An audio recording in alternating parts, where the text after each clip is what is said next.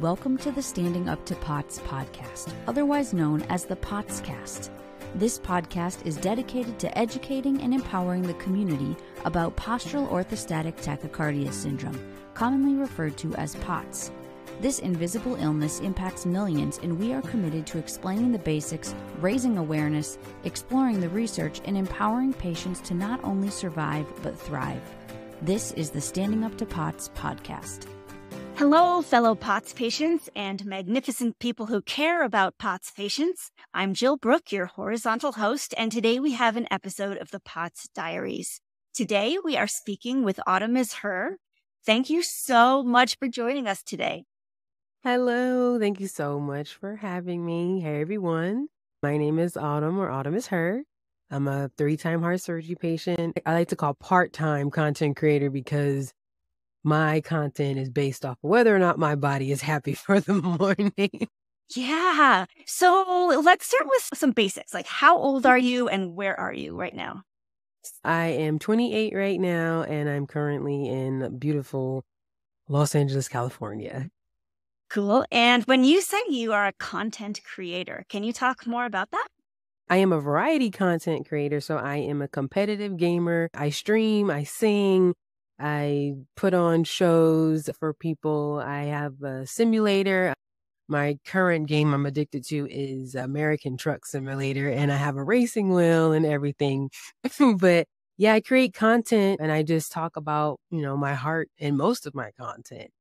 Really, I love it. I put a live heart monitor on all of my live shows so people can see my heart while I'm gaming.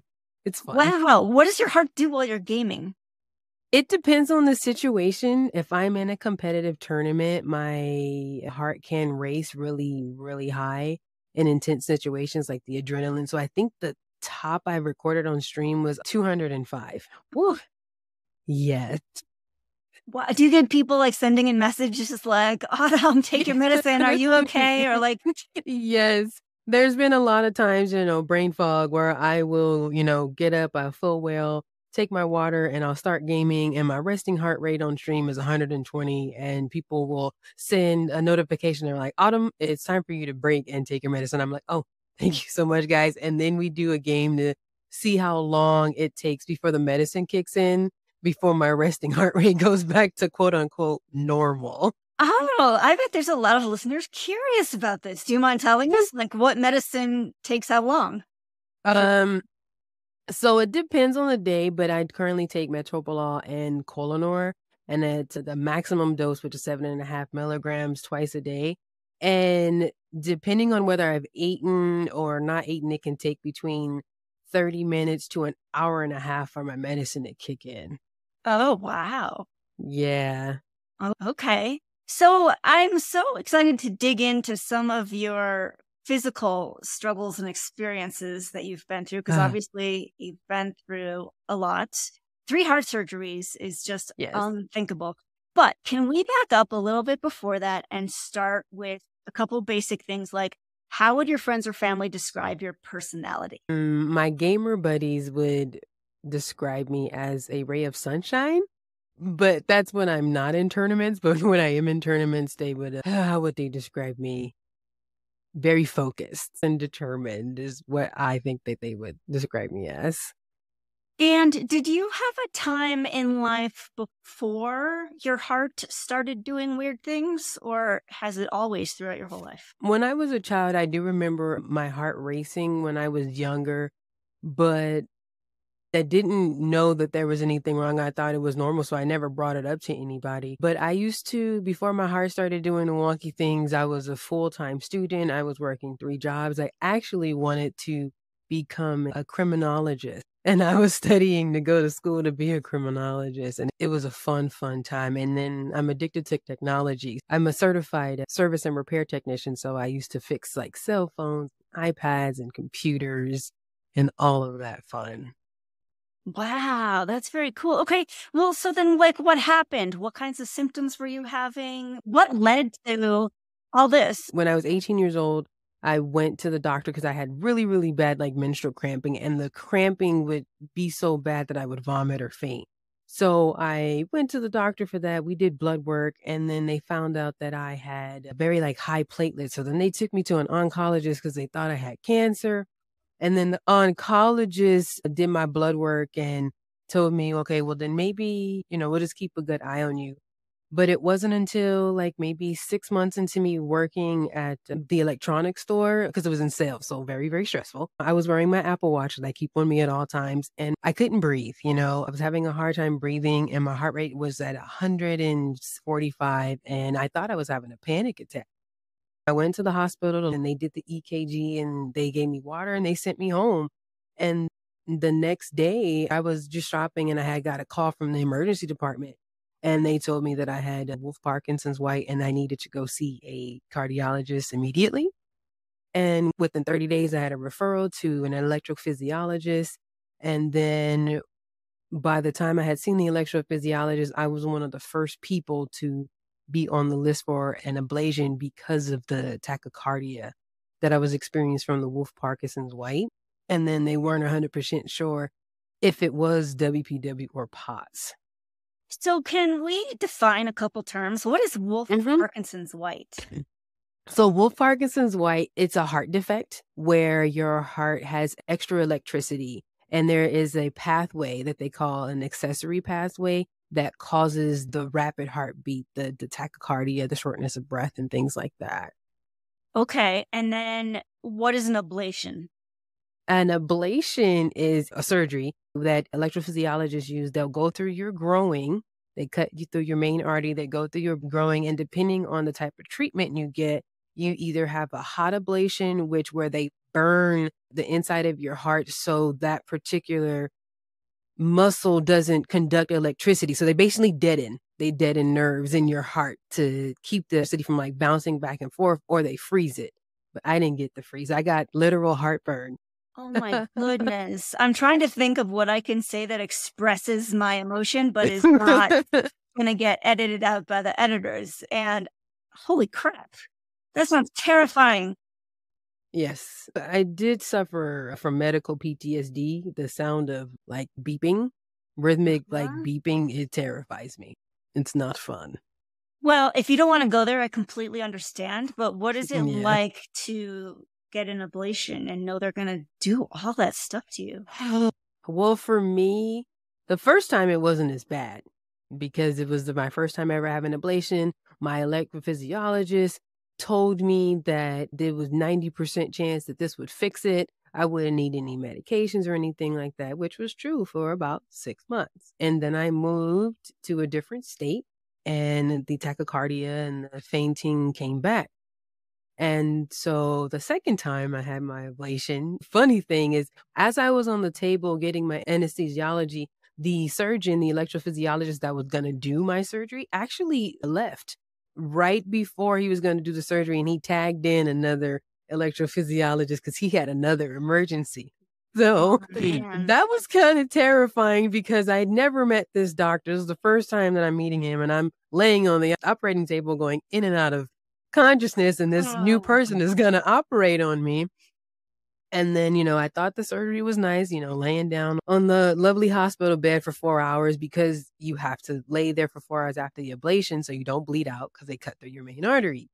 And it was great. They send you home. And unfortunately, I lived up 3 flights of stairs and I was going up the stairs very, very slowly. As I was going up the stairs, it was about an hour after I had got home, discharged from the hospital. I had went to the restroom and the entire left side of my body went numb. And I didn't know what was going on. And I saw in my discharge pager, if I have numbness, come back. So my caregiver rushed me to the ER. They hooked me up to the EKG, blood pressure. And then they noticed that every time I stood up, my blood pressure was 250 over 110. So then they did the EKG and it didn't look correct. So then they had to do an emergency echocardiogram, which is an ultrasound of the heart. And the technician, bless her heart, she tried her best not to show any emotion, but there was a blood clot that had formed in the left atrial appendage from either the surgery itself or the blood clot dislodging from my leg into my heart. Oh, no. Oh, so then what? What do they do for that?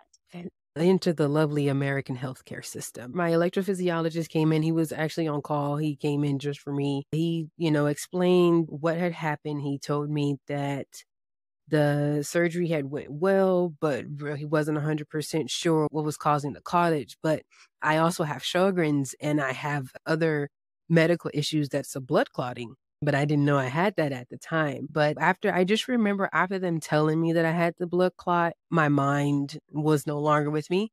And they actually ordered a MRI of my brain and a CAT scan because I was no longer like mentally present, because I never thought that I would have a blood clot in my heart. And Wow. after they did all of those testing, they're coming in every 6 hours, drawing blood, checking the status of the clot.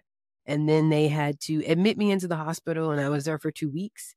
And my insurance wouldn't cover the blood thinner that I needed, because the blood thinner that they would cover would be way too hard on my system. So I had to, for 8.5 months, get samples from my heart doctor. Oh, man. Yeah. So did your mental presence just come back on its own? My caregiver at the time, my partner in crime, was there for me during that time. And I actually, created a YouTube video to help document what was going on.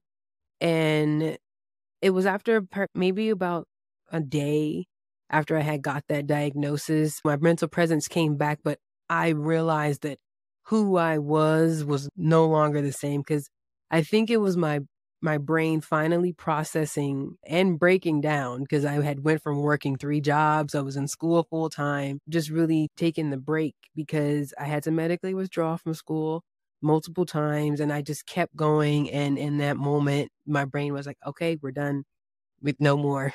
Wow. And now I know you're not even talking about some of the stuff you went through, because I know you still had a third heart surgery. Yes. Now that was fun. So after recovery, everything was going good. As it was the magic 6-month marker, I had started to go to school again. I had started a part-time job, and I'm guessing the stress from that and the elevation of being in Colorado was just too much for me. And that third surgery was, I think, the most terrifying, because I had anxiety about whether or not this one was going to work again, if I was going to have a blood clot again.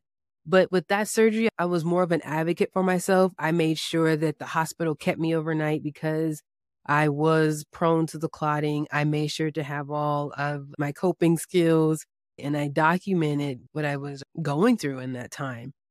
And that recovery was a lot better. But it was 6 months after that, I got into a motor vehicle accident. Oh, no. Someone hit me and crashed my car completely. I was on my way home from a breast cancer screening.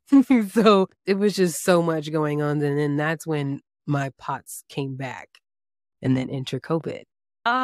Yeah. Wait, so then what about COVID? Okay. I totally forgot about something. Going back to my third surgery, it was an attempted ablation, because when the electrophysiologist went in to test, because they have to test to make sure that the deadening will work, he said that the extra pathway was too close to my AV node, which is your natural pathway. And he said that when he went to try to ablate it, my heart stopped.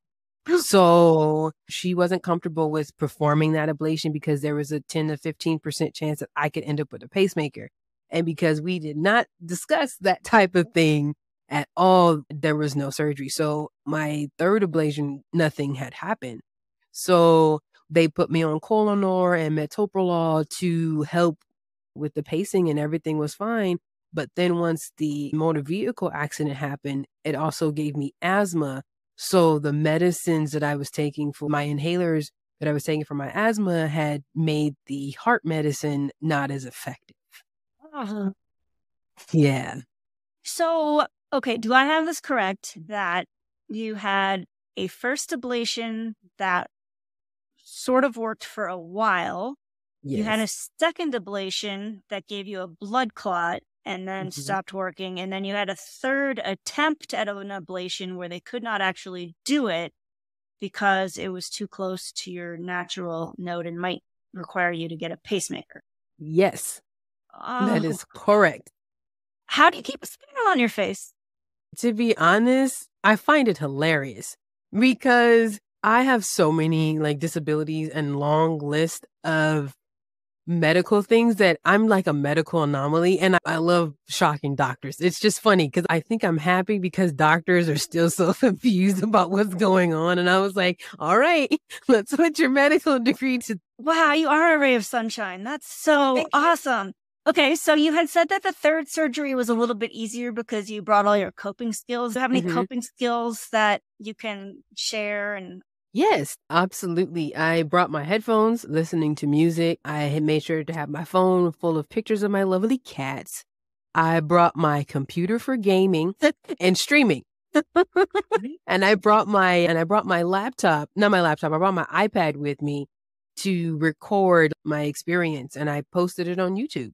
And my coping skill was knowing that other people were going through the same things or they were having the same symptoms, and I helped them get the care that they need. wow, good for you. That's Thank you. amazing. What a Thank you. positive way to do all of that. Well, okay, so what does a day look like for you now? What's an average day? Oh, man. It depends on the temperature outside or the weather, to be honest. Like yesterday, it was really, really cloudy. So I stayed in the bed most of the day because of the inflammation that I had, and my heart was racing, and I knew that if I did anything, I would faint. So I stayed home. I mean, I stay home all the time. But today was better because it actually started to rain. So the pressure was relieved. So I am right now currently in my stream room. I was able to play about 3 hours of Fortnite because I'm practicing for an upcoming tournament. So I was able to get some practice in today. I was able to take my medicine without brain fog, things like that. I was lucky enough that my body allowed me to be here today. So I'm so happy. I'm so happy. But I try to limit myself to like 5 spoons a day. And spoons is terminology us lovely disabled people use to express how much energy we have. And I try to do little spoons. I try not to have one big spoon for anything, because if I do have one big spoon for something, I don't schedule anything else. And I go to the doctors about once a week too. So no day is really typical for Autumnizhurr. What qualifies as a big spoon for you? Where if you do that thing, that's it for the day. Most definitely if I have a pre-obligation, like if somebody invites me to a group project for streaming where I have to get ready, get my makeup, get my wigs, get everything ready for the content creation, because that takes about an hour and that just drains all of my energy. Having to go to the store for any reason, basically having to leave the house because my current house has stairs in it. I don't go out too often. Mm-hmm. Yeah, I try to designate those. I try to keep those days, just have nothing planned for that. Like today, I'm going to the store. So I have this planned and nothing else. How does your heart do with stairs now? Oh, no, it's not good. I can walk down the stairs one step at a time, extremely slowly, if it's not too hot or if it's not too cloudy. If it is, I have to sit down on the stairs and sit on my butt and scoot down. Or walking up the stairs, I try to go up reverse on my butt as well. But there's times where I just won't go up the stairs because I can't make it. And I look at my heart rate, because if my resting heart rate is over 100, I know I'm not going to make it up the stairs. Did you have times where it was hard to stay positive? Like you seem so positive right now, even though things are objectively like not close to normal, right? Did you have to work to get here? Yes, I'm working. I'm going on year 5 of everything that's going on. I've been fighting with disability as well. I've been denied 3 times, went to court and everything, have a disability lawyer, and that's not fun. And I think after my second surgery where I had the blood clot, my mental health was fading a lot, because every day I wasn't sure if they would let me go home because of something that happened. I was 22 or 23. So I was a baby, and, I had to drop out of college for the 3rd time. I honestly felt that I wouldn't be able to do anything with my life, that my physical body was giving up. And I was like, what is it that I do? And then, when the pandemic happened, I was like, okay, well, now I am at risk because of my heart and my immune system. I was like, okay, well, then I will just stay home forever. I had a really bad agoraphobia. That was during the time when there was a lot of mass shootings. I was just confined and I didn't want to be around anybody because the trigger for my bipolar depression was the blood clot. And I think I spent most of my years in the depressive state because it just seemed like every time I went to the doctor, something was going wrong. Yeah. So how did you get from that state to now a ray of sunshine? Gaming, content creation. So I had started my content creation because I've always put stuff on YouTube and stuff when I was younger. I started live streaming, I tried in April of 2019 and then my heart started giving out. So I was only able to stream once. And then I tried again in May, heart gave out, and then the heart surgery in June.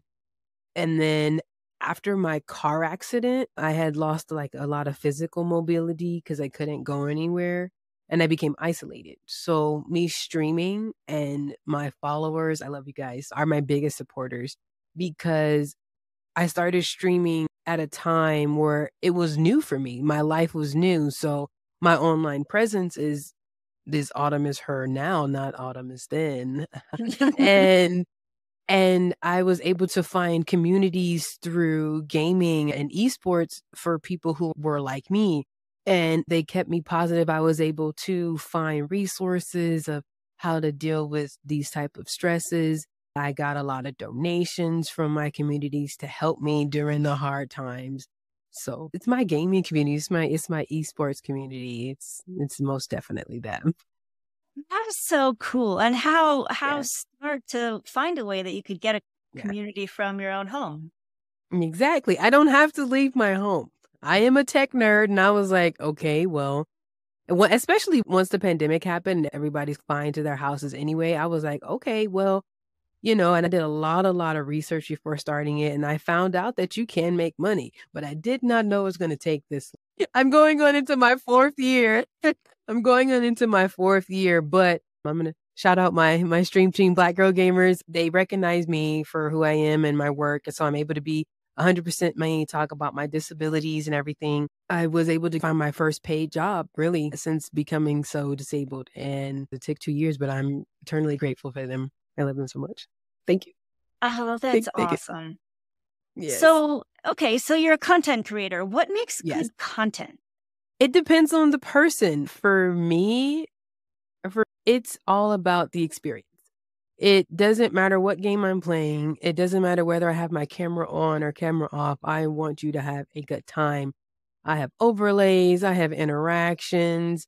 I have jump scares depending on the certain type of content that I do. It depends on the platform that you do. Because if I'm on Instagram, that's my singing. That's my disabilities. That's me showcasing the reality of everything. And then when I'm streaming or I'm gaming, that's more of the fun. We're here for entertainment. We're here to decompress. We're not worried about the outside world. We're here to be entertained.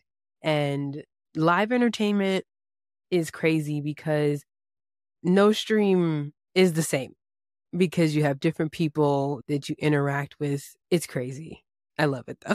It sounds like it. What's interesting to me is that you had mentioned that, for example, working in sales was stressful or working a part-time job was stressful. But being a live entertainer to thousands of people is not stressful to you? It is. It is. So I am subject to trolls because I'm a Black woman and I'm disabled. So a lot of people try to pick you down about that. But I think I found the humor in that because of my surgeries and the car accident. I was like, listen, there's nothing you can say to me that will make me do anything because I have lived through much. I've lived through anything. Okay. So it's that. It's making people laugh. It's giving people emotions. People love my personality. I guess they're here for its story. And I love to tell stories. I love to hear stories. I speak 3 different languages so I can hear as many stories as possible. Very cool. What languages do you speak? English, Spanish, and Japanese. Wow. Yeah, I love your personality. You're amazing. You're amazing. Thank you. Tell me about what you know now that you wish you had known sooner. I wish the doctors would have told me how common my heart condition was, because the way that they explained it to me, because it just felt like only specialists knew about it when it should be well known, like POTS and WPW, because it made me feel isolated. So I wish I knew that there was way more people who were also conquering the same illnesses as me, because then I wouldn't have felt so isolated. Mm-hmm. What do you think of our healthcare system? I know you're joking. Okay, so as soon as I turned 18, I realized the healthcare system was a sham. At 10 or 11, I tore my ACL, but I didn't know that. So I was walking on a bum knee for a long time. So at 18 years old, I was still on my father's insurance, and I had a knee surgery, but his insurance had me down as the wrong sex type. So I went into medical debt because my insurance didn't want to cover it at 18 years old. And then nobody really believes you when you're young about your pain levels. But you always have to feel like you have to show proof, and getting a second opinion is very difficult. The waiting times for getting your healthcare is really what makes people sick, because I've had healthcare in California, Arizona, and in Colorado. And I realized that our healthcare system is meant to keep disabled people in poverty, because I am on a mini 4-tier drugs, and that's the highest tier. Basically, there's no generic for that type of drug.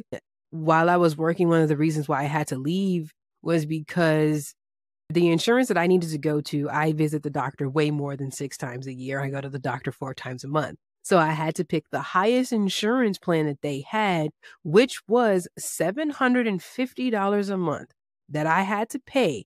Mind you, I was only making $1,200 a month working there. So it would have been $700 a month to get their insurance. They did not cover tier 4 drugs, and there was a $4,000 deductible every year. Oh. So I had to leave the job, because if I didn't, I was going to be working for insurance. And so I was like, okay, well, that wasn't work. So I had to keep myself basically in poverty. I can't make more than $1,200, or I can't get the government insurance, which is the Medicaid that covers all of those drugs. Wow. And I've had it in every single state that I have moved to. The waiting period, because unfortunately, when you move a different state, you have to be a resident of the state before you can even get the coverage. So every time I move, it takes a year for me to get the health care that I need, because you have to become a resident, and then it takes an additional 45 to 90 days for you to get approved. So it's either I drive to the old doctors I was going to, because that's what happened when I moved to California. It took a year for me to get the insurance, and I was driving to Arizona to go to my doctor's appointments to get my medicines, because I couldn't afford it anywhere else. Oh, and man. I've currently been in California for, I think, a year and a half. And I'm just now getting all my referrals that I need for specialists, because I have to go to my heart specialist first, and I can't go to any other specialist until I see my heart doctor first. And the waiting and everything it's not fun. And the system for disability is unfair. They do not believe young people. I've been fighting for disability since October 2019, I think. I should have applied for disability after my second heart surgery, but I was making way too much money to even be considered quote unquote disabled. Because if you make more than $1,200 a month, you are not considered disabled in the eye of the government. Wow. Yeah. That is so frustrating. Yes, I mean, it is. I don't even know how you just don't even like rip out all your hair thinking about it. I did have to cut off my hair. I did, because I couldn't keep up with it. I was like, no, we're just going to keep it short, because I can't. I'm stressed. I'm stressed out. So I understand, I think, why gaming would have appeal, that it is a very, sticky to the brain. That it's almost like, do you think you like gaming because it makes it easy to forget all these frustrating things for a while? To be honest, I think my main thing about gaming is it's an equal playing field, if that makes sense, because gaming now is so much more accessible. There's so many different controllers and stuff that can be used to help you game. And then also when I'm gaming, I'm in control of my own reality. I can do what other able-bodied people can do.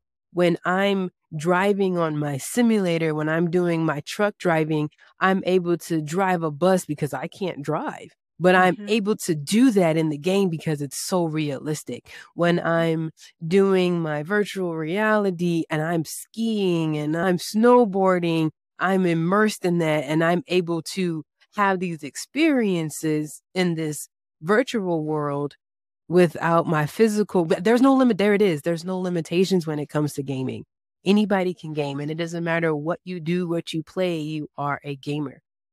You can make your characters. You can be somebody else. It's amazing. You play with others. You're not by yourself. You're not isolated when you game. That's for sure. Yeah. Oh, this is so true. And I'm thinking we have to get you a sponsor because I think Please. the best advertisement Please. for gaming that I have ever heard in my whole life. Yeah. Please. Yeah. And then also, that was the other thing too. The other thing about streaming that I forgot to mention is the amount of charity work that is out there. While I stream, I have been able to do panels for trans life, for Black women in the gaming communities. I've been able to show a lot of representation for multiple marginalized communities. I've been able to raise money for the American Heart Association, St. Jude. I do this because I know the struggle it is to be a disabled person, just in general, and being able to do that as a gamer is awesome. And anybody who doesn't sponsor gamers, terrible. Because gaming is the future. It is. That is awesome. That is so awesome. Yeah. Could we do a speed round where we ask you to just say the first thing that comes to your mind? Yes, I'm ready. I love it. The game. Right. If you do extra salt for POTS, what's your favorite way to get salt? Oh, pretzels. What is the drink you find the most hydrating? Pedialyte. What is your favorite time of the day and why? Nighttime. No sun. Where is your happy place? My happy place is in American truck driving simulator. Nice. How many doctors have you seen for POTS or related issues? Today or this year or total? Total. I can say it has been at least over 15. What is one word that describes what it's like living with a chronic illness? Exhausting. What is some good advice anyone ever gave you about anything? Don't overwork yourself and make sure to set boundaries to protect yourself. What is something small or inexpensive that brings you comfort or joy? My heart monitor. Who is somebody you admire? I admire my Black Girl Gamers team. Do you want to say why?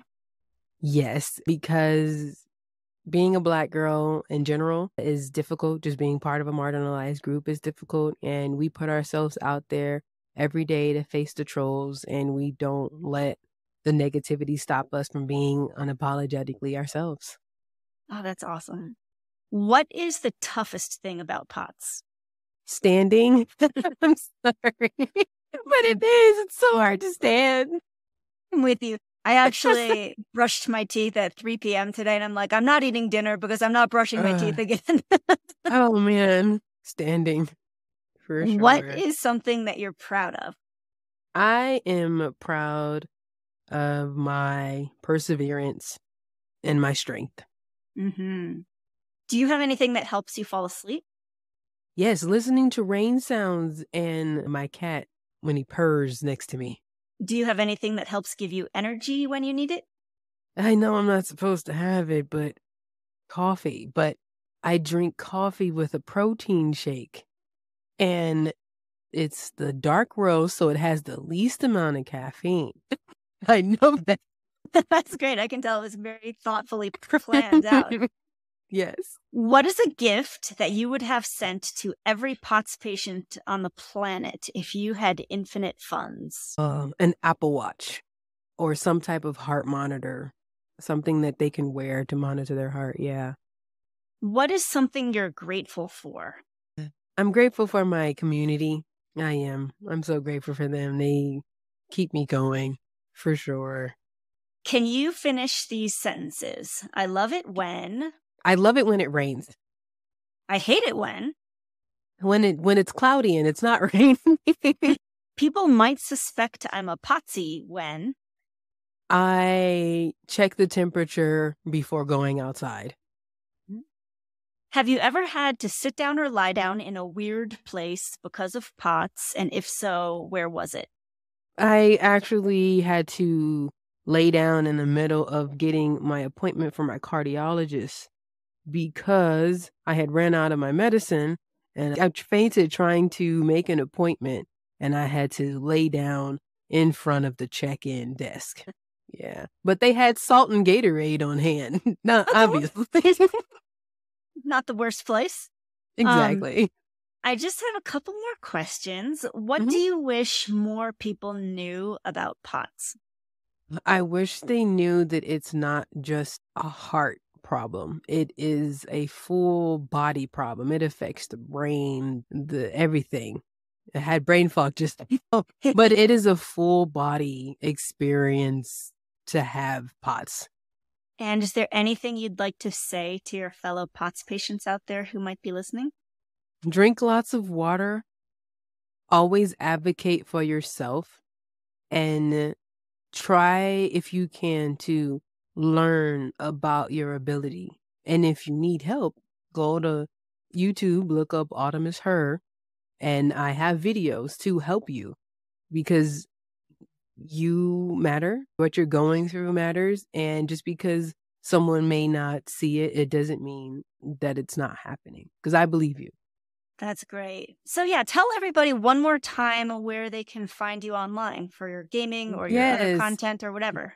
On all of my social media, literally everything, Twitch, Facebook, YouTube, Twitter, Instagram, any social, it is Autumnizhurr, and that's AUTUMNIZHURR.